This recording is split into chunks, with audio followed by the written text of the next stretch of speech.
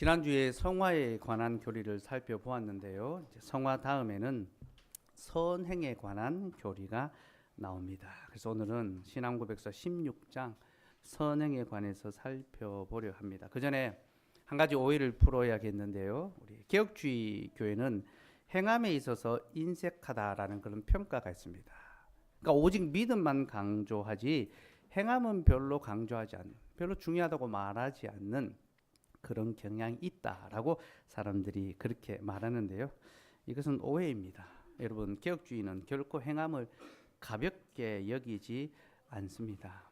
그 증거로 우리 신앙고백서는요, 선행을 설명하는 데 있어서 아주 많은 분량을 할애하고 있습니다. 신앙고백서 33장으로 쓰는데 그 중에 가장 긴 장 중에 하나가 바로 선행입니다. 그만큼 행함이 중요하다라는 것을 우리에게 가르쳐 주고 있는 거죠. 여러분, 개혁주의 신학은 행함을 거부하는 것이 아니라 구원을 얻는 조건으로서의 행함을 거부합니다.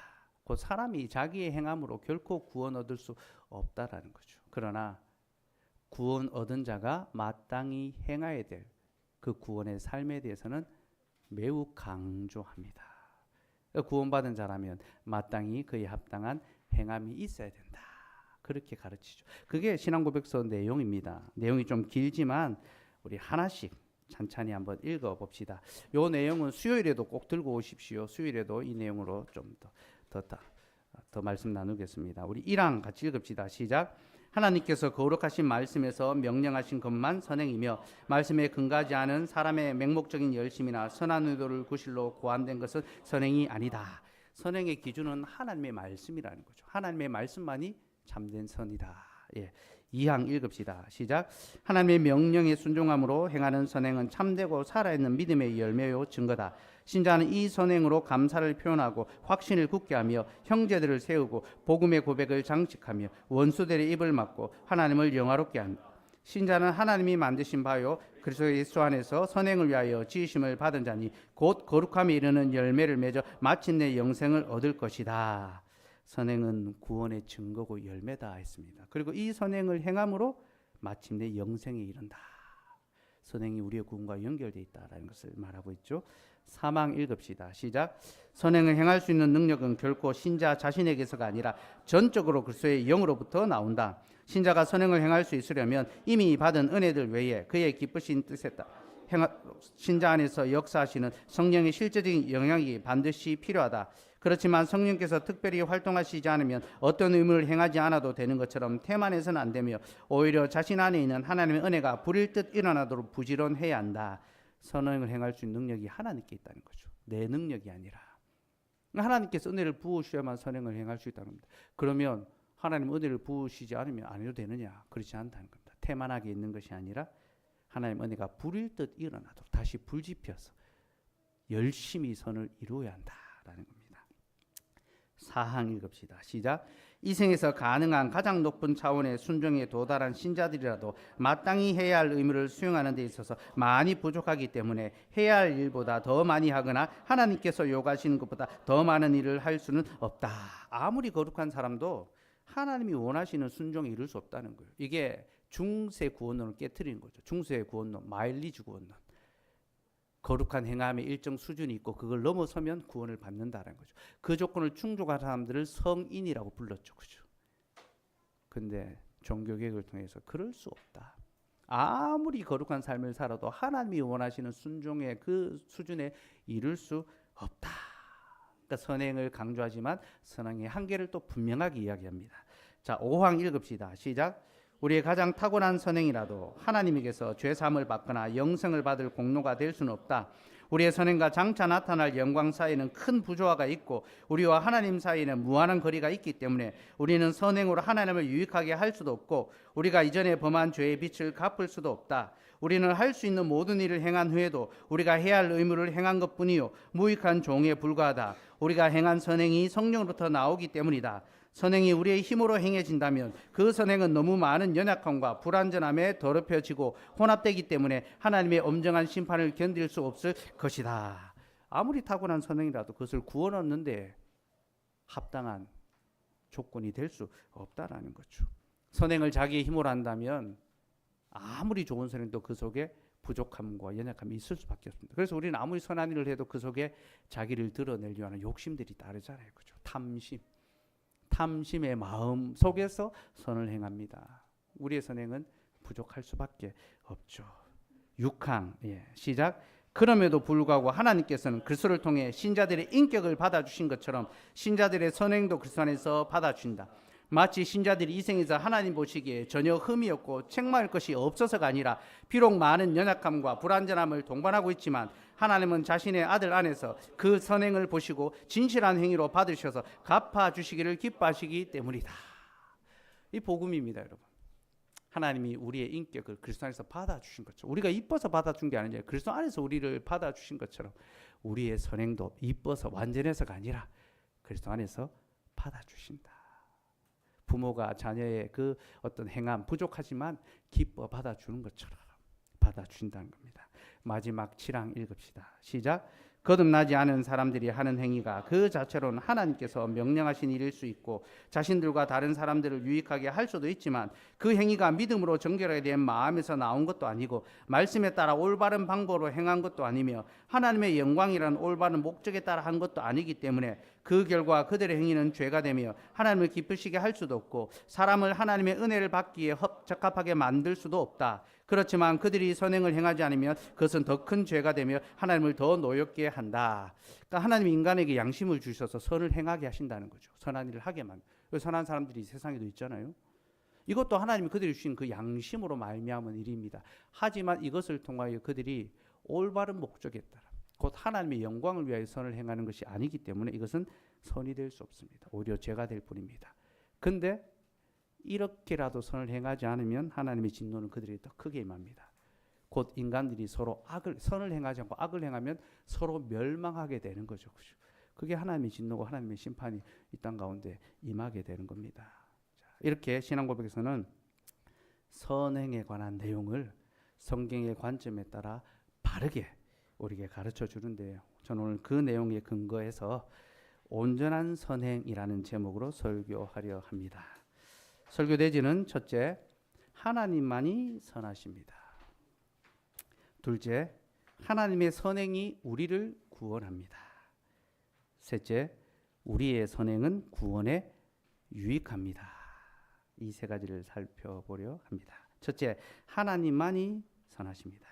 이제 오늘 본문으로 돌아갑시다. 오늘 본문은 여러분 잘 아시는 내용이죠. 한 부자 청년에 관한 이야기입니다. 한 부자 청년이 예수님께 나와서 이렇게 질문했습니다.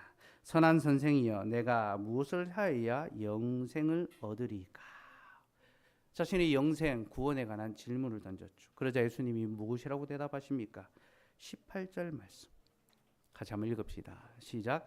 내가 어찌하여 나를 선하다 일컫느냐? 하나님 한 분 외에는 선한 이가 없느니라. 예수님은 하나님 한 분 외에는 선한 분이 없다라고 그에게 말씀하셨습니다. 근데 여러분, 이 대답은 약간 의아합니다. 왜냐하면 예수님은 하나님이시잖아요. 그러니까 예수님은 선한 분이 맞습니다. 그는 선하십니다. 그러면 왜 예수님은 이렇게 말씀하고 계실까요? 예수님이 이렇게 말씀하시는 이유는요, 지금 부자 청년의 질문의 의도를 간파하셨기 때문입니다. 이 사람이 예수님을 선한 선생이라고 부른 것은 그가 예수님을 율법 교사로 생각했기 때문입니다. 유대인들은 율법을 통하여 선에 이를 수 있다라고 생각했습니다. 그래서 그들은 율법을 가르쳐주는 선생을 선한 선생, 율법을 잘 가르쳐주고 풀어주는 사람을 선한 선생이다라고 불렀습니다. 예수님을 그렇게 이해한 거죠. 아, 저분은 율법을 잘 풀어주는구나. 저분은 참 선한 선생이구나. 자기에게 영생에 이르는 길을 가르칠 수 있겠구나. 그래서 선한 선생, 곧 인간이 선에 이를 수 있다는 전제가 이 질문 속에 담겨져 있는 겁니다. 예수님은 청년의 바로 그 의도를 알아차리시고 하나님 한 분 외에는 선한 이가 없다라고 말씀하셨습니다. 곧 인간이 그 어떤 행위로도 결코 선에 이를 수 없으며 오직 하나님 한 분만이 선하시다라는 것을 그에게 가르쳐 주신 거죠. 이것은 우리 신앙고백서 1항에 나와 있는 그 내용입니다. 하나님의 말씀에서 명령하신 것만이 선이라는 거죠. 하나님이 선의 절대적 기준이시기 때문에 하나님께서 말씀하신 것만이, 명령하신 것만이 참된 선이 될 수 있습니다. 근데 여러분, 하나님이 명령하신 것이 선이라고 하면요, 율법의 계명은 선이 됩니까? 악이 됩니까? 선이 됩니까? 악이 됩니까? 선이 되죠. 그렇죠? 율법의 계명은 누가 말씀하셨습니까? 우리 하나님께서 친히 명령하셨지 않습니까? 그러니 율법이 하나님이 명령하신 계명이기에 그 율법을 지키는 것은 선한 일입니까? 선한 일이 아닙니까? 선한 일이죠. 그렇죠? 그것은 분명 선한 일입니다. 예수님도 그것을 인정하십니다. 그래서 19절에 이렇게 말씀하십니다. 19절 읽읍시다. 시작. 내가 계명을 안 하니 살인하지 말라, 간음하지 말라, 도둑질하지 말라, 거짓 증언하지 말라, 속여 빼앗지 말라, 내 부모를 공경하라 하였느니라. 예수님 청년에게 계명을 물으셨습니다. 네가 계명을 알지 않느냐? 하나님 한 분만이 선하시며 그의 계명만이 오직 선한 일이다. 네가 알지 않느냐? 그렇게 되물으셨습니다. 계명을 지켜 행하는 것이 선한 일이라는 거죠. 그자 청년이 무엇이라고 말합니까? 예수님, 저는 어려서부터 이것을 다 지켜 행하였습니다. 그렇게 대답하고 있습니다. 20절 읽읍시다. 시작. 그가 여짜오되 선생님이여, 이것은 내가 어려서부터 다 지켰나이다. 자신이 어려서부터 이 계명들을 어기지 아니하고 다 지켜 행했다는 거죠.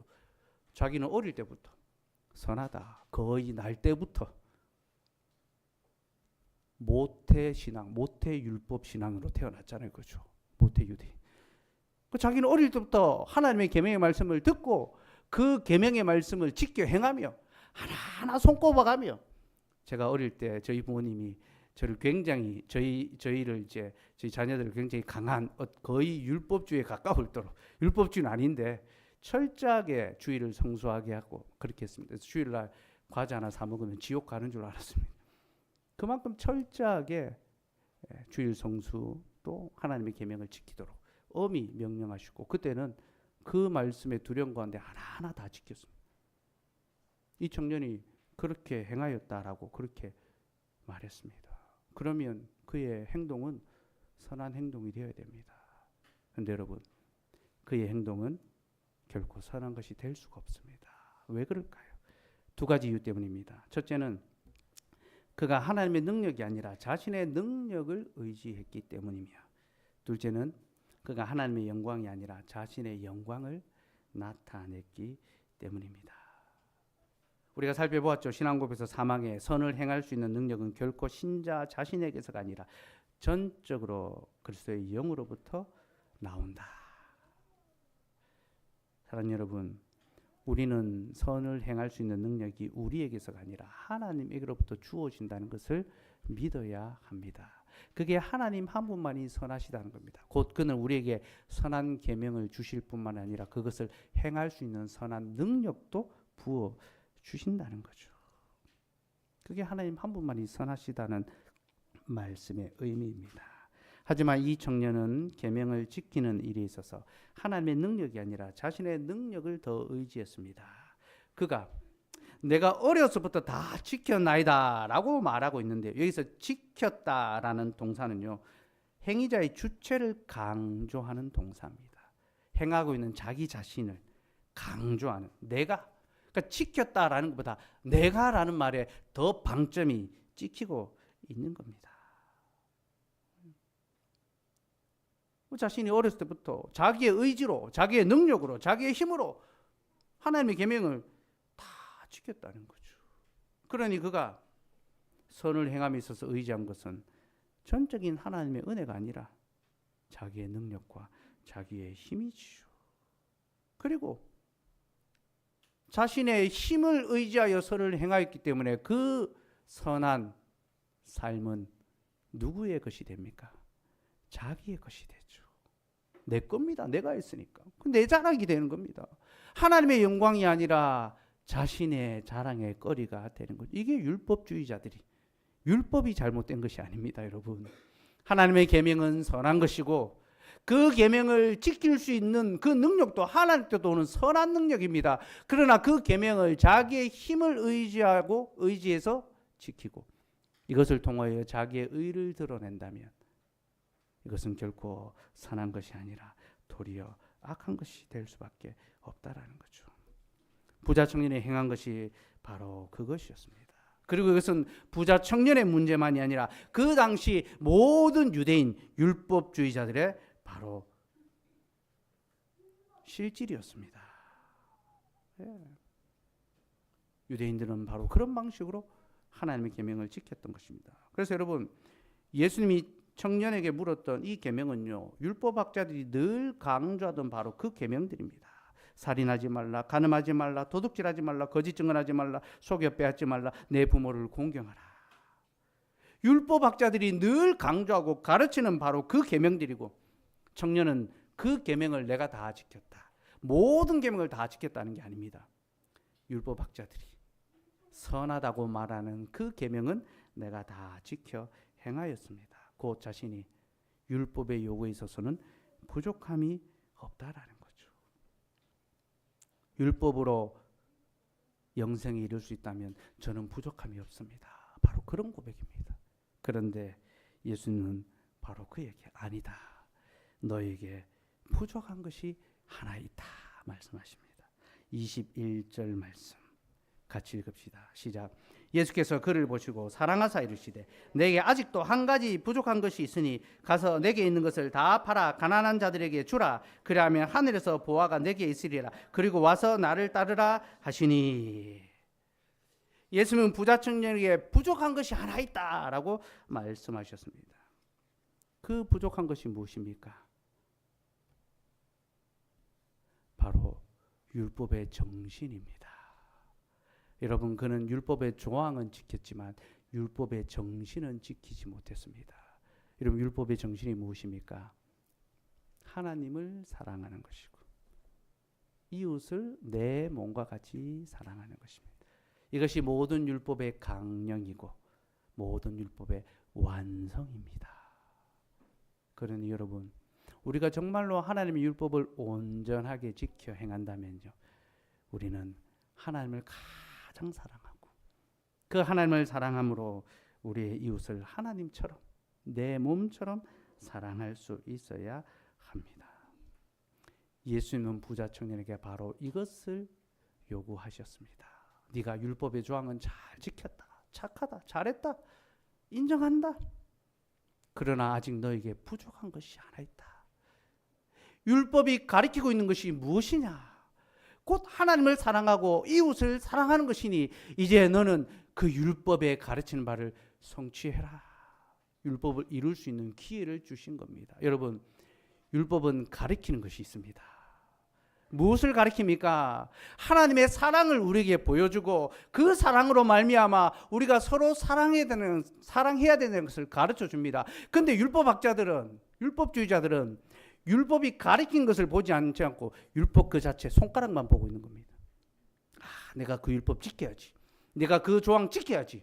그렇게 율법의 조항은 손가락 꼽아가며 지키고 있지만 정작 그 율법이 가리키고 있는, 지시하고 있는 하나님의 사랑은 그들은 알지 못하고 그들은 깨닫지 못했던 것입니다.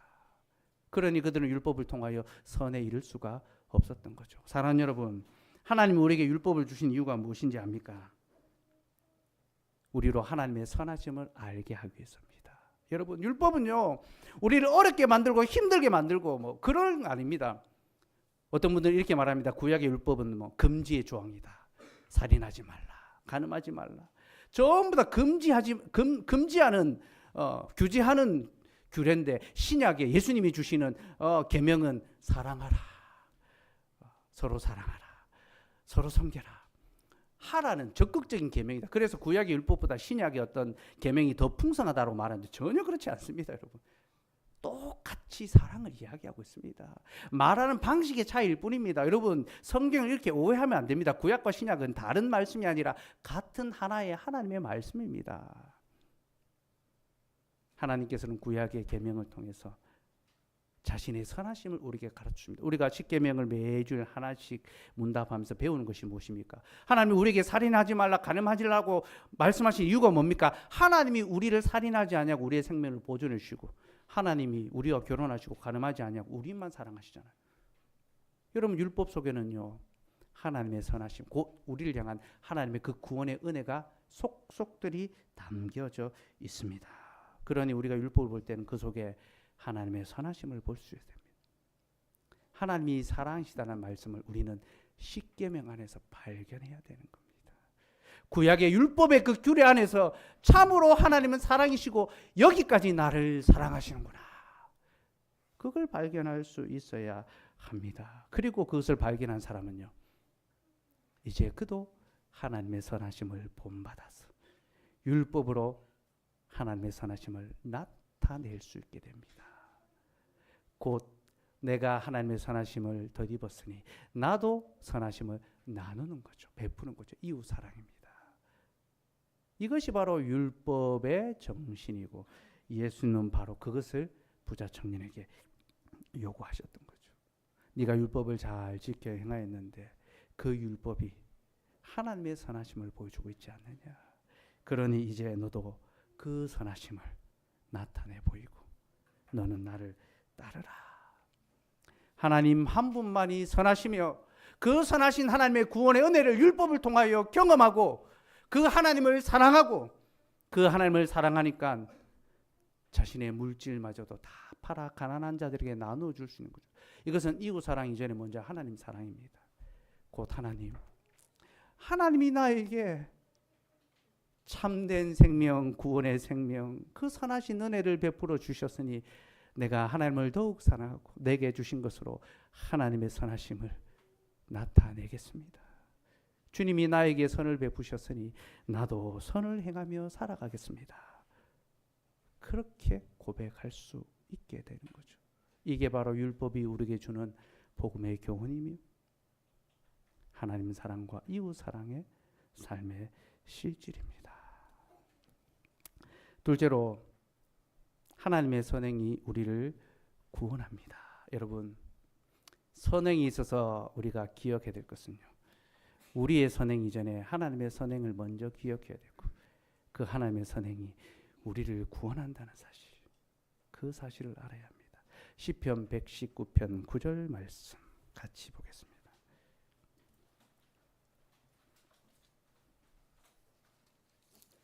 시편 119편 9절 말씀, 같이 읽읍시다. 시작. 청년이 무엇으로 그의 행실을 깨끗게 하리? 주의 말씀만 지킬 따름이다. 여러분, 이 말씀 오늘 예수님이 부자 청년이 하신 그 말씀과 똑같은 말씀 아닙니까? 청년이 무엇으로 그 행실을 깨끗게 하리까? 선하게 하리까? 주의 말씀을 지킬 따름이다. 말씀을 지켜 행해라. 예수님이 부자 청년이 하신 동일한 말씀이 바로 이 말씀입니다. 근데 65절에서 69절도 한번 볼까요? 65절에서 69절 같이 읽읍시다. 시작.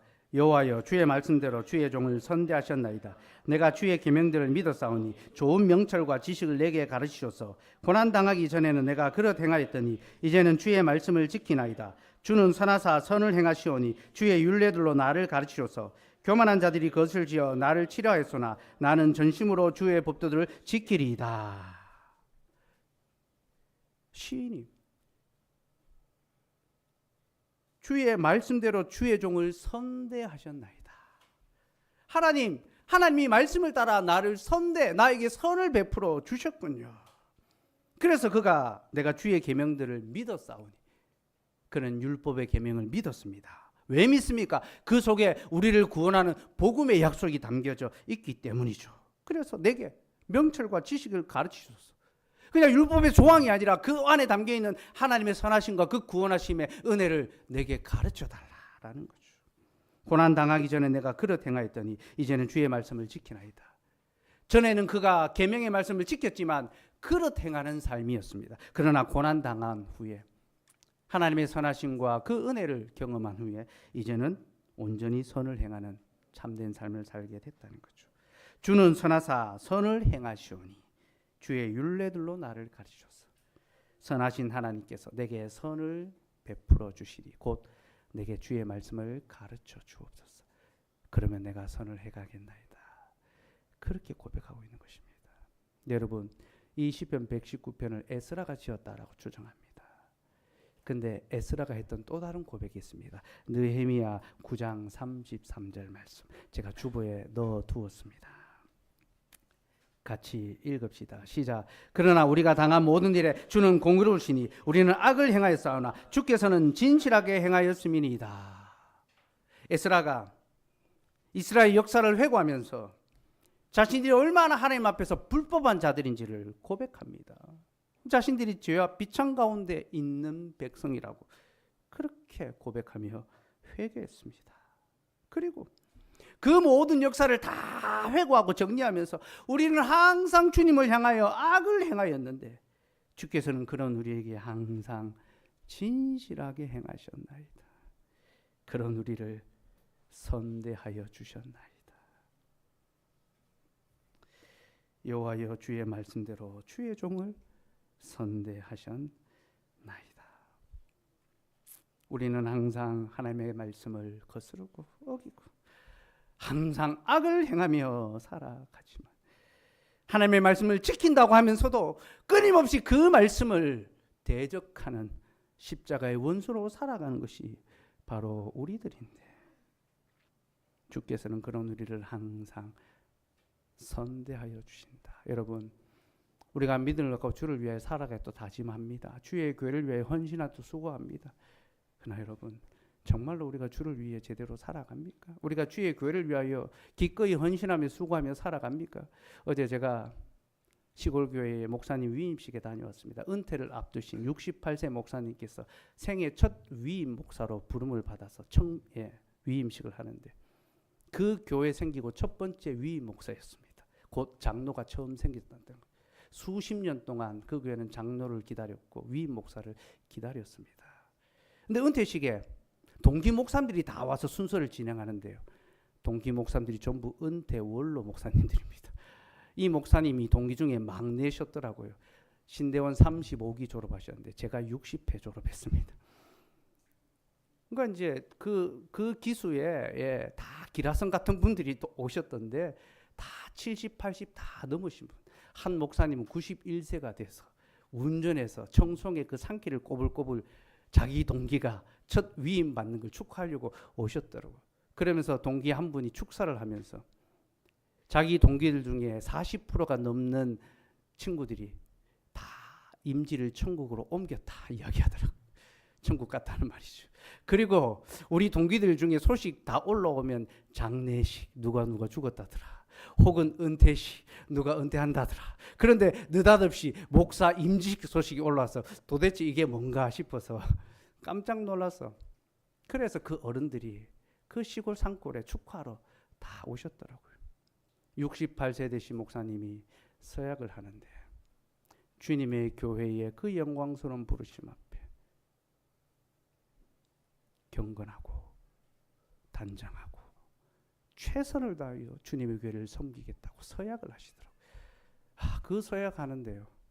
그 모습을 뵈면서 제가 목사로 부름을 받고 또 지난 7년이 넘도록 포항장로교회를 세우고 또 수고하고 땀 흘리고 애썼는데 나의 그 수고가 너무나 부족하고 보잘것없구나. 나는 나름대로 힘써 수고한다고 말했지만 내 수고가 주님의 교회를 세우는 것이나 오히려 아프게 한 것은 없는가 돌아봐지게 되더라고요.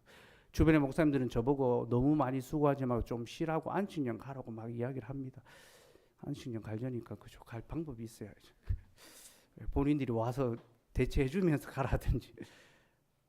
많이 수고했다고 말씀해 주십니다. 그러나 하나님 앞에서 제 스스로를 돌아봅니다. 너무나 부끄럽습니다.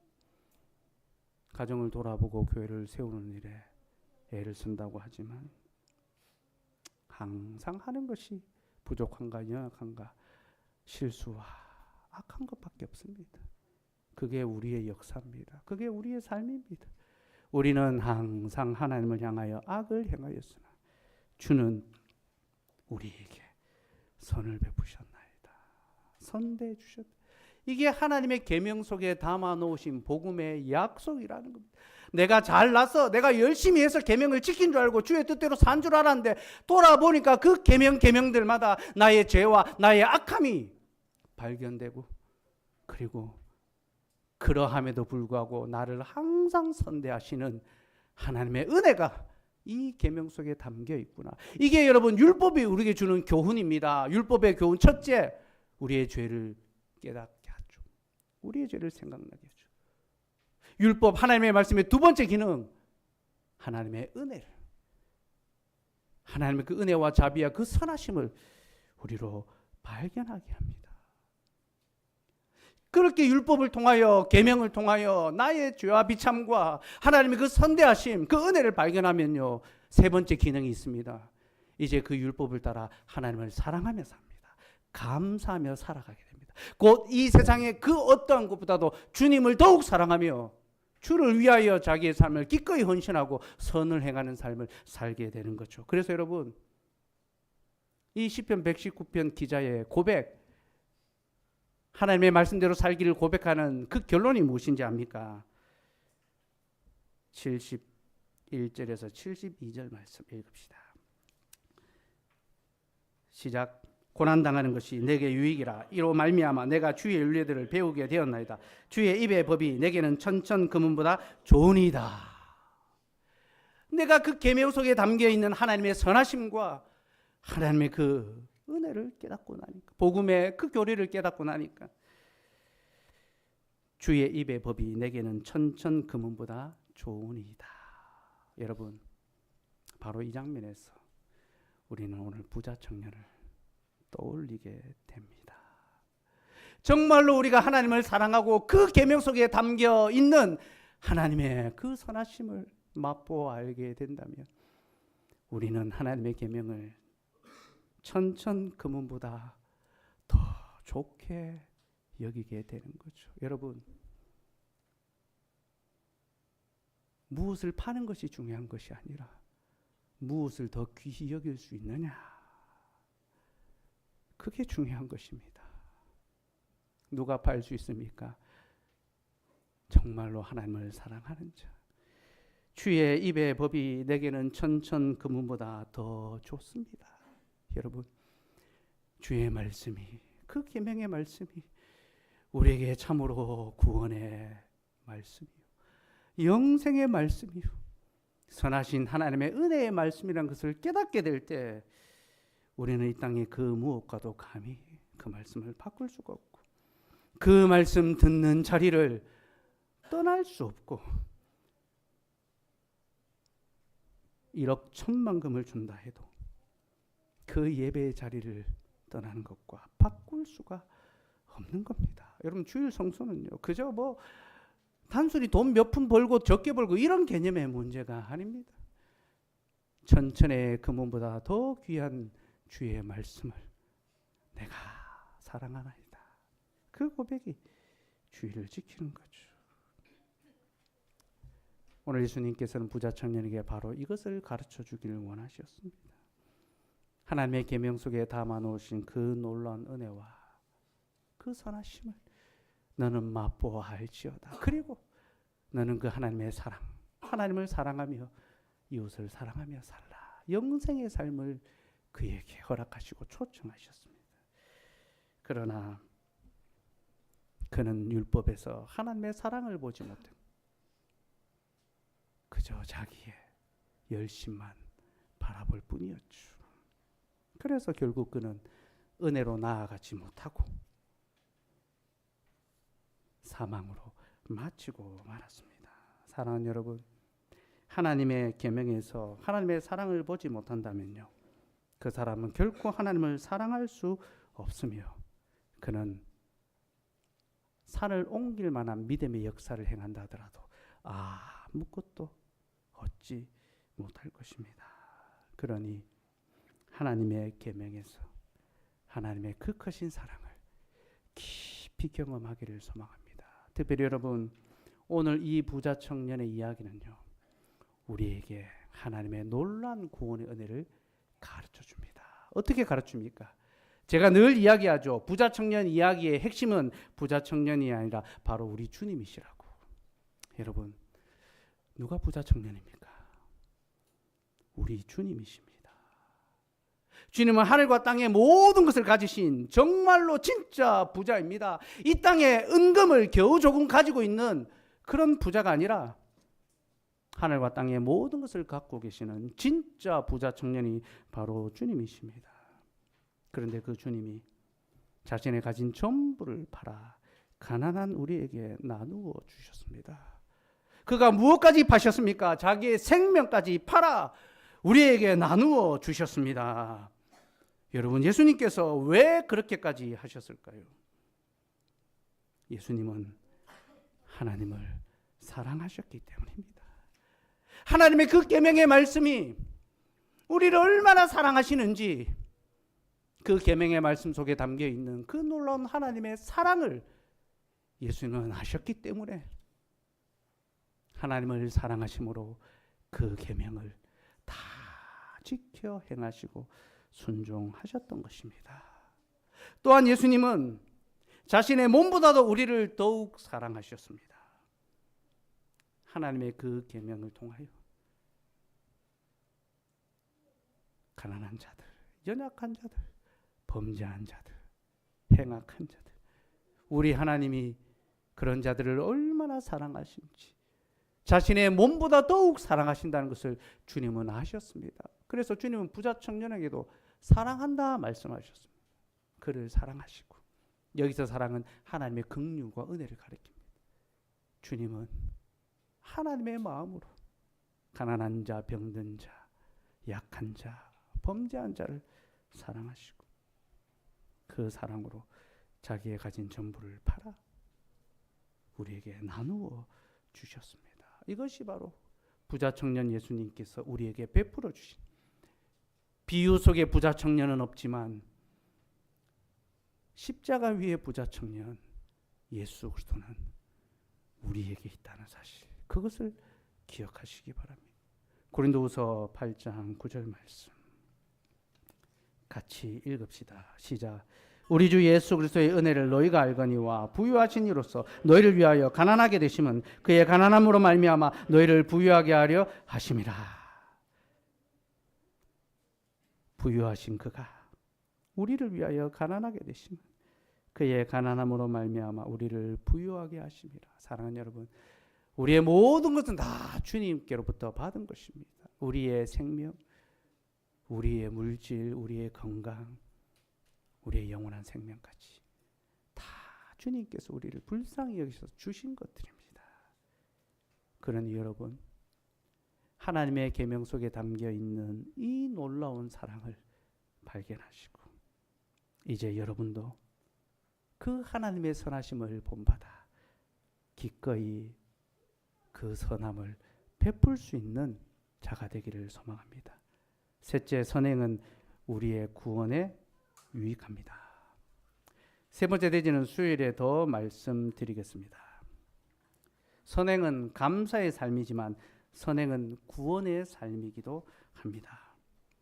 부자 청년은 분명히 예수님께 영생에 관하여 물었습니다. 그리고 예수님은 그에게 계명에 순종하는 것이 영생의 삶이다라고 말씀하셨습니다. 곧 주의 계명을 지키며 살아가는 것은 구원에 이르는 삶입니다. 여러분, 우리는 선행을 지나치게 높여서도 안 되지만 지나치게 낮추어서도 안 됩니다. 곧 선행을 그저 한낱 윤리의 문제로 치부하지 마십시오. 선행은 윤리의 문제가 아니라 구원의 문제입니다. 여러분, 우리가 선을 행함으로 구원받는 것은 아닙니다. 그러나 선행이 없다면 우리의 구원도 없다는 것을 아셔야 합니다.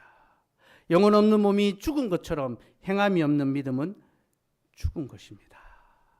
신앙고백서 2항 우리 같이 한번 읽어보실까요? 2항 읽읍시다. 시작. 하나님의 명령에 순종함으로 행하는 선행은 참되고 살아있는 믿음의 열매요 증거다. 신자는 이 선행으로 감사를 표현하고 확신을 굳게 하며 형제들을 세우고 복음의 고백을 장식하며 원수들의 입을 막고 하나님을 영화롭게 한다. 신자는 하나님이 만드신 바요 그리스도 예수 안에서 선행을 위하여 지으심을 받은 자니 곧 거룩함이 이르는 열매를 맺어 마침내 영생을 얻을 것이다.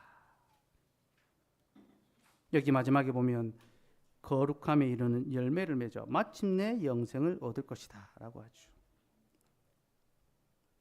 여러분, 그릇된 선행은 하나님의 구원에 이르게 못하게 하지만 참된 선행은요 우리를 구원의 삶으로 이끌어 갑니다. 그러니 선을 행하는 것을 가벼이 여기지 말고 부지런히 행하시기 바랍니다. 이것은 하나님의 은혜로 말미암은 것이지만 그러기에 나는 아무것도 안 하고 있어도 된다고 생각하지 마시고 여러분 속에 태만과 나태함을 몰아내시고 하나님을 위하여 선한 삶을 살기를 결심하시고 여러분 속에 그런 열심을 부릴 듯 일어날 수 있게 해야 합니다.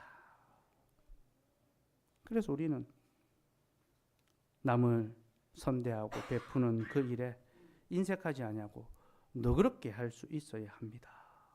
우리의 가진 것을 팔아 가난한 자들에게 나누어 줄 수 있어야 합니다. 물론 우리는 우리의 전부를 팔 필요는 없습니다. 여러분, 주님이 부자 청년에게 내 가진 모든 것을 팔라는 것은 단순히 재물에 관한 그런 말씀만은 아닙니다. 여기에는 언약적인 의미가 담겨 있는데요. 이스라엘 백성에서 제사는 하나님 주신 기업입니다. 분깃입니다. 함부로 팔 수 있는 것이 아닙니다. 그리고 구약시대는요 물질적 부유함이 하나님의 복의 상징입니다. 하나님이 그에게 복을 주실 때 물질의 복을 주십니다. 그런데 이제 예수 그리스도로 말미암아 새로운 언약의 시대가 열리죠. 그 새 시대는 천천의 물질이 아니라 그 물질로도 살 수 없는 죄사함과 구원의 은혜가 있는 영생의 삶입니다. 참된 영생의 삶이죠.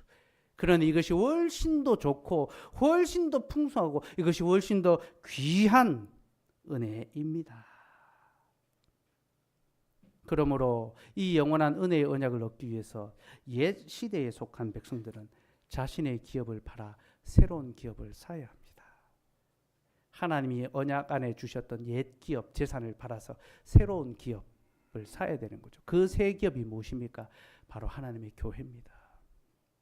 하나님께서 우리에게 새로운 기업을 주셨는데 곧 주님의 몸된 교회를 우리에게 선물로 주셨습니다. 하나님의 나라를 선물로 주셨습니다. 그래서 여러분, 사도행전의 신약교회가 시작되면요 사람들이 자신의 재산을 팔아 교회에 드리는 일이 일어납니다. 왜 이런 일이 일어납니까? 이걸 문자적으로 교회에서 함부로 적용하면 안 됩니다. 건축금 내라고 압박하면 안 됩니다. 그런 의미가 아닙니다. 이제 옛 성전, 돌로 짓는, 은과 금으로 짓는 옛 성전의 시대가 지나가고 그리스도의 피로 세워진 새 성전이 시작됐기 때문에 새 성전의 시대인 이 교회를 위하여 기꺼이 자기의 옛 기업을 파는 거죠. 새로운 기업을 사는 겁니다. 그래서 여러분, 우리는 우리의 가진 전부를 팔 필요는 없습니다. 그러나 우리의 일부를 팔 필요는 있습니다. 하나님께서는 우리에게 새로운 하나님 나라, 하나님의 기업을 선물로 주시고 그 나라에 함께 부름받은 지체들을 서로 돌아보고 서로 사랑하고 서로 선을 행하며 살아가도록 요구하십니다.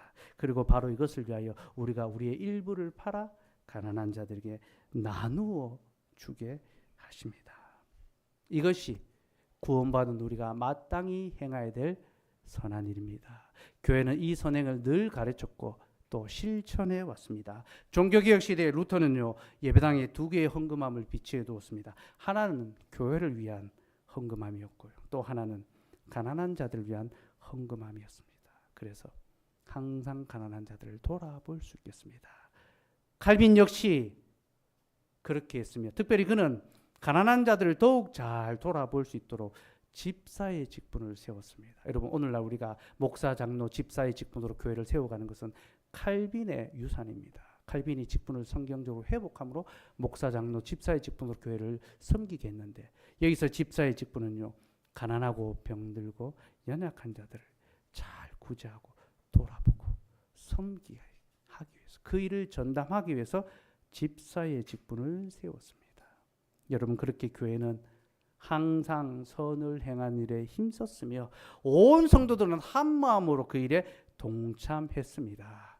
저희 교회는 구제하는 일을 중요하게 여깁니다. 그래서 성찬식을 할 때 한 번씩 구제 연보를 합니다.